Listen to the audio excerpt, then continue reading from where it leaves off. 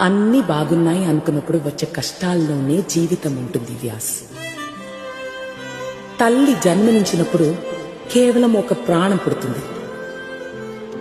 ఎప్పుడైతే బ్రతుకు మనకు కష్టాలని ఇస్తుందో అప్పుడు ఒక జీవితం పుడుతుంది. ఆ కష్టాల్ని ఎదుర్కొని నిలిచినప్పుడు అప్పుడు ఒక కథ పుడుతుంది.